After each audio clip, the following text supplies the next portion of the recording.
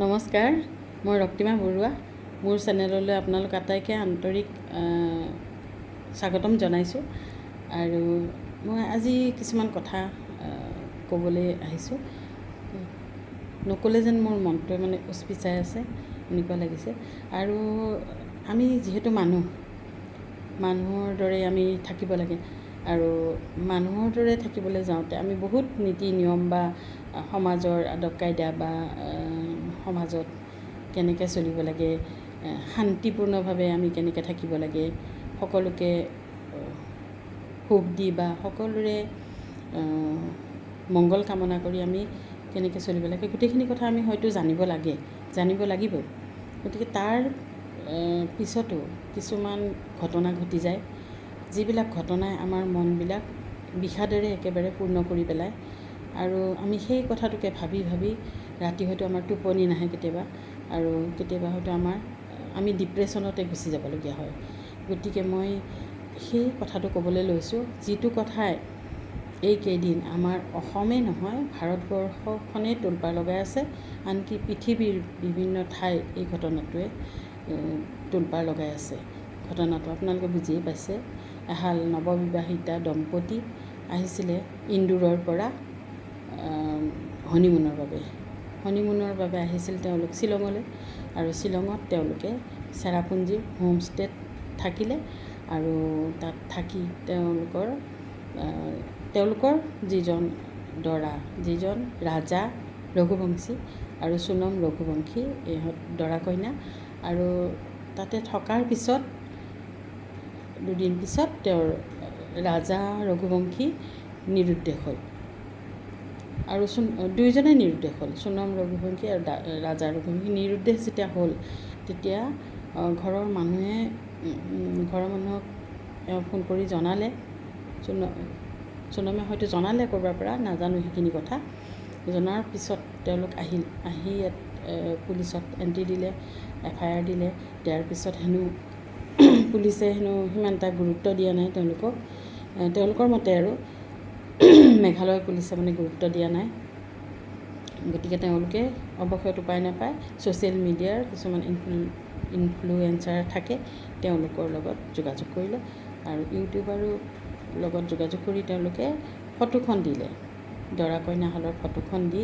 সেই ফটোখন ছ'চিয়েল মিডিয়াত যেতিয়াই দিলে, সেইখন ফটো ভাইৰেল হৈ গ'ল। সকলোৱে কথাটো গম পালে যে এনেকৈ মধুচন্দ্ৰিকাত আহি দৰাজন নিখোজ হ'ল। আৰু সেই ফটোখন গৈ তেওঁলোকৰ মুখ্যমন্ত্ৰীৰ ওচৰ পালেগৈ, মেঘালয়ৰ মুখ্যমন্ত্ৰীয়ে পালে। তাৰপিছতে আমাৰ ভাৰতবৰ্ষৰ গৃহমন্ত্ৰী তাতো পাই তেওঁলোকে নিৰ্দেশ দিলে যে অতি সোনকালে এইটো বিচাৰ কৰিব লাগে আৰু তেওঁলোকক বিচাৰি উলিয়াব লাগে। যেতিয়া নিৰ্দেশ পালে, সকলো প্ৰশাসনে জোৰদাৰ কামত লাগি গ'ল। আৰু তেওঁলোকে আহিছিল, তেওঁলোকৰ কথাখিনি আগৰ পৰা কৈছোঁ অকণমান।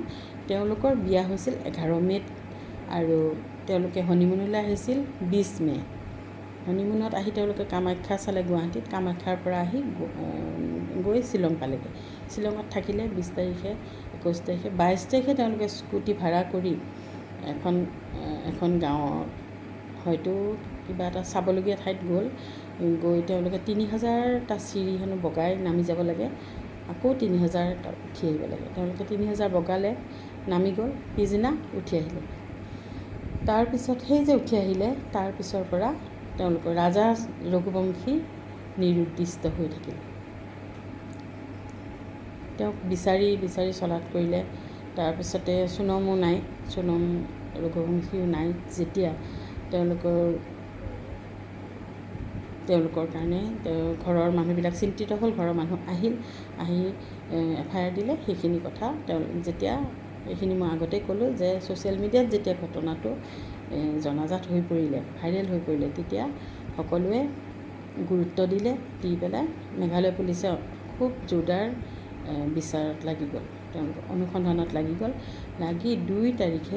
2 জুনত ৰাজা ৰঘুবংশীৰ মৃতদেহটো পাহাৰৰ তলত পৰি থকা পালে। তাৰপিছৰ পৰা ইনভেষ্টিগেশ্যন জোৰদাৰ হ'ল, কাৰণ ৰাজা ৰাজাক কোনোবাই হত্যা কৰিছে যে এইটো কিন্তু ঠিক যে তেওঁক কোনোবাই হত্যা কৰিছে। আৰু সকলোৱে ভাবিলে যে ৰাজাক হত্যা কৰি সোণমক অপহৰণ কৰিলে আৰু তেওঁলোকে তেওঁক হয়তো ধৰ্ষণ কৰিলে বা হত্যা কৰিলে। এনেকুৱা ধৰণৰ কিছুমান আমাৰ যি ভাবিব লাগে, সাধাৰণতে যিবিলাক ভবা যায় ছোৱালীৰ ক্ষেত্ৰত, তেনেকুৱা কথা কিছুমান আমি ভাবিবলৈ ল'লোঁ। আৰু যেতিয়া আমি খবৰটো পালোঁ, ছ'চিয়েল মিডিয়াতে পালোঁ এনেকুৱা এটা ঘটনা হ'ল বুলি, আমাৰ সঁচাকৈয়ে বেয়া লাগিলে যে যিখন শ্বিলঙত আমি সদায় গৈ থাকোঁ, যিখন শ্বিলং আমাৰ নিজৰ, সিদিনাহে যেন শ্বিলঙৰ পৰা আমি দুফাল হ'লোঁ। আমাৰ আগতেতো শ্বিলঙেই আছিলে ৰাজধানী, গতিকে আমি সেইখন শ্বিলং আৰু সেই শ্বিলঙৰ সৈতে আমাৰ বহুত স্মৃতি জড়িত হৈ আছে, আমাৰ বহুত আত্মীয় তাতে আছিলে আৰু সেইসকলৰ লগত আমাৰ এতিয়াও অহা যোৱা আছে, আমি যাওঁ আৰু এনেও আমি চেৰাপুঞ্জী যাওঁ বা ফুৰিবলৈ হ'লেও যাওঁ। গতিকে অসমৰ মানুহৰ শ্বিলঙৰ লগত এটা একাত্মবোধ এটা আজিও আছে।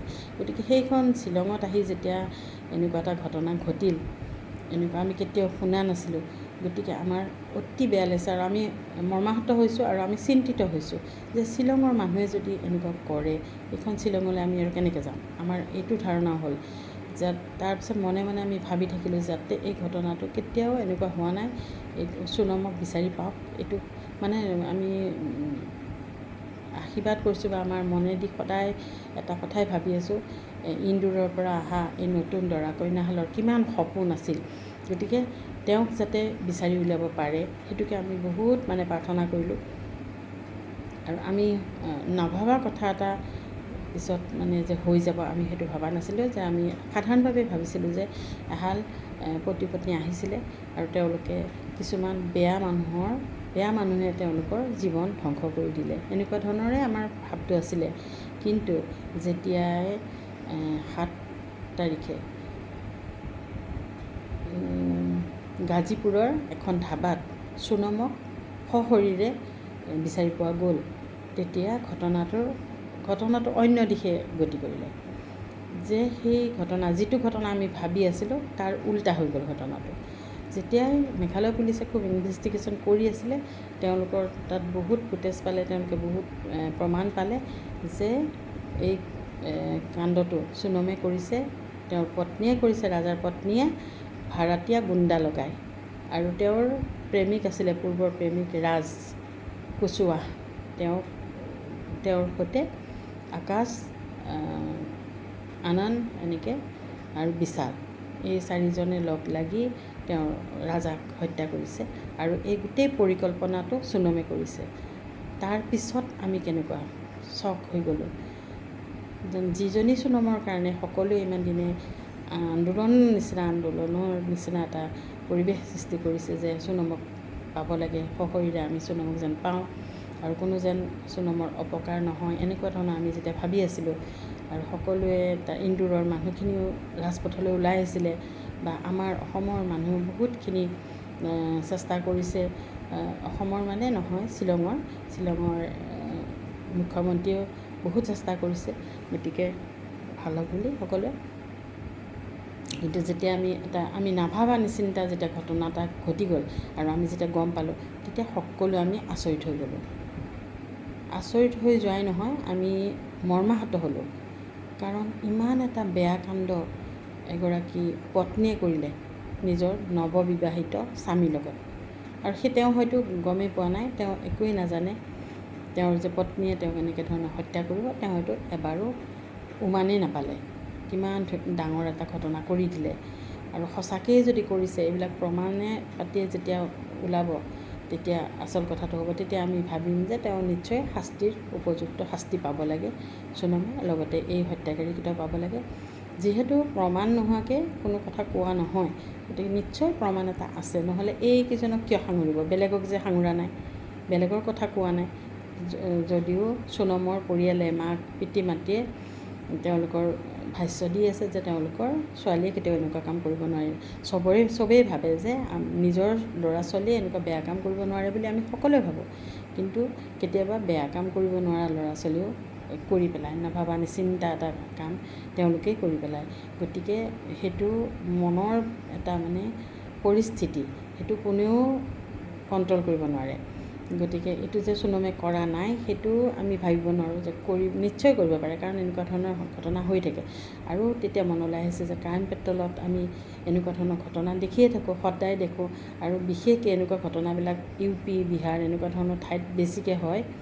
কিন্তু তেওঁলোকে আহি অসমত এনেকুৱা এটা ঘটনা কৰিলে যাৰ কাৰণে আমি সঁচাকৈ মানে দুখিত হৈছোঁ, লজ্জিত হৈছিলোঁ, যদিও এতিয়া আমি লজ্জিত নাই হোৱা, দুখিত হৈছোঁ বেছিকৈ, যে এজন নিৰপৰাধী ল'ৰাক আনি পেলাই ইয়াত আনি তেওঁৰ নিজৰ পত্নীয়ে মানুহ লগাই গুণ্ডা লগাই হত্যা কৰিছে। ইয়াতকৈ আৰু দুখৰ বিষয় হ'ব নোৱাৰে, কাৰণ সেই ল'ৰাজনৰ পিতৃ মাতৃৰ কথা আমি ভাবিব লাগিব।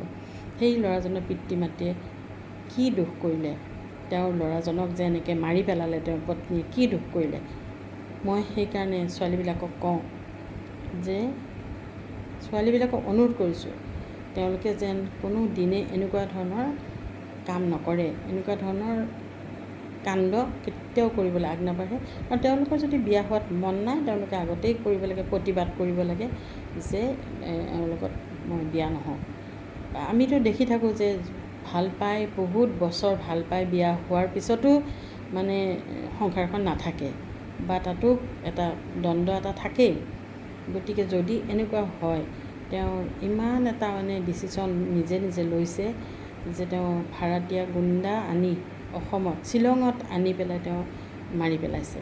কিমান মানে তেওঁ সাহসী হ'ব লাগিব, দুঃসাহসী ছোৱালী বুলি মই ক'ম। গতিকে এনেকুৱা ধৰণৰ দুঃসাহস নকৰাই ভাল আমাৰ ছোৱালীবিলাকে। কোনো দিনে যাতে তেওঁলোকে এনেকুৱা ধৰণৰ দুঃসাহস নকৰে আৰু এনেকুৱা ধৰণৰ কাণ্ড কৰিবলৈ কেতিয়াও আগ নাবাঢ়ে। তেওঁলোকে জীৱন লোৱাৰ অধিকাৰ নাই। যেনেকৈ ছোৱালী এজনীক তেওঁৰ পতিৰ ঘৰত যেতিয়া হত্যা কৰে বা টৰ্চাৰ কৰে, আমি তেতিয়া তাৰ কাৰণে আমি প্ৰতিবাদ কৰোঁ, কিন্তু ল'ৰা এজনক কৰিলেও আমি প্ৰতিবাদ কৰিব লাগিব। কিন্তু সকলো মানুহেই, গতিকে এনেকুৱা কাম আৰু যাতে কেতিয়াও নহয় আশা কৰিছোঁ। আৰু সোণম ৰঘুবংশী যদি এনেকুৱা কাম কৰিছে, সঁচাকৈ তেওঁ প্ৰমাণ ওলাই তেওঁ শাস্তি পাওক। আৰু ৰাজা ৰঘুবংশী পৰিয়ালটোৱে কেনেকৈ থাকিব সেইটোতো আৰু সকলোৱে জানিছেই। তেওঁলোকৰ সেই কষ্ট, সেই যিটো সুখ, সেইটো কোনেও দূৰ কৰিব নোৱাৰে। জীৱনত তেওঁলোকে এটা নাপাবলগীয়া কষ্ট পালে, তেওঁলোকে বিয়া পাতি এই কষ্টটো নিজে চপাই লোৱাৰ নিচিনা হ'ল। এতিয়াতো হেঁতেন বুলি ক'লেও লাভ নাই, হৈয়ে গ'ল যিহেতু ঘটনাবিলাক। আৰু এতিয়া আমি সকলো সাৱধান হ'ব লাগে, সকলোৱে সাৱধান হওঁ যাতে এনেকুৱা ধৰণৰ ঘটনা আৰু দুনাই নঘটে। সদায় আমি এনেকৈ কৈ থাকিলেই নহ'ব, আমি চেষ্টা কৰিব লাগিব সকলোৱে। আৰু আমি দেখিয়ে আছোঁ নানান ঘটনা, অকল এনেকুৱা বুলিয়েই নহয়, বেলেগ বেলেগ ধৰণৰ ঘটনা হৈ থাকে। গতিকে আশা ৰাখিছোঁ আৰু এনেকুৱা ধৰণৰ ৰাজা ৰঘুবংশীৰ লগত যিটো হ'ল, তেনেকুৱা যাতে আৰু কাৰো লগত নহয়, এইটোকে মই আশা কৰিছোঁ। আৰু মোৰ ক'বলগীয়াখিনি ইমানতে সামৰণি মাৰিছোঁ। সকলো ভালে থাকক, সুস্থ থাকক আৰু কুশলে থাকক। অন্য এটা ভিডিঅ'লৈ মই আকৌ আহিম আপোনালোকৰ ওচৰলৈ।